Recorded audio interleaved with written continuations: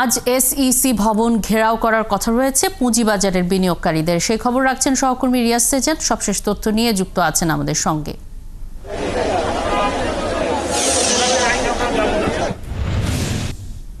সেজান, কি দাবি নিয়ে তাদের এই কর্মসূচি এবং বিনিয়োগকারীরা কি বলছেন? কর্তৃপক্ষের কোনো বক্তব্য কি পাওয়া গেল?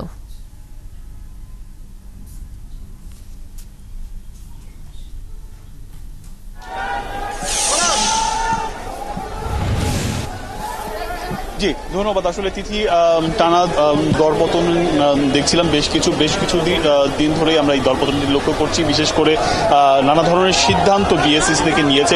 বেশ কিছু কোম্পানিকে জেড ক্যাটাগরিতে পাঠানো সহ বেশ কিছু প্রতিষ্ঠান এবং বড় বিনিয়োগকারীকে শাস্তির আওতায় আনা হয়েছে, যেটি খুব স্বাভাবিক। কিন্তু একসাথে এতগুলো সিদ্ধান্ত পুঁজিবাজারকে একটি নেতিবাচক অবস্থার মধ্যে নিয়ে গেছে এবং এতে অনেক বিনিয়োগকারী লোকসানের শিকার হয়েছে। এই ধরনের সিদ্ধান্তকে তারা আসলে বিনিয়োগকারীরা আসলে মেনে নিতে চাচ্ছেন না এবং যেটি বাজারকে নেতিবাচক অবস্থার মধ্যে নিয়ে যাচ্ছে, এই ধরনের সিদ্ধান্ত তুলে নেওয়ার কথা বলছেন।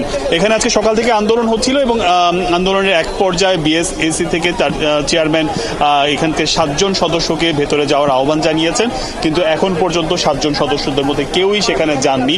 আমরা এখানকার একজন বিনিয়োগকারীর সাথে কথা বলছি। আসলে আপনাদের তো আমন্ত্রণ জানানো হয়েছে ভেতরে যাওয়ার জন্য, কিন্তু আপনারা যাচ্ছেন না কেন?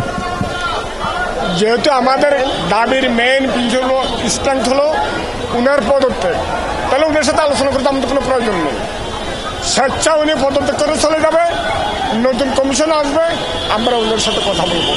আমাদের যে দাবি দাওয়াগুলো দিয়েছিলাম উনি কি জানতেন না? ওগুলা উনি আমাদের সাথে আসার থেকে আলোচনা করেন। আমরা বিনিয়োগকারীরা, উনি কারা? যারা গ্যামলার, যারা স্টক হোল্ডার, তাদের সাথে মিটিং করে। আমাদের কোনো দাম নেই।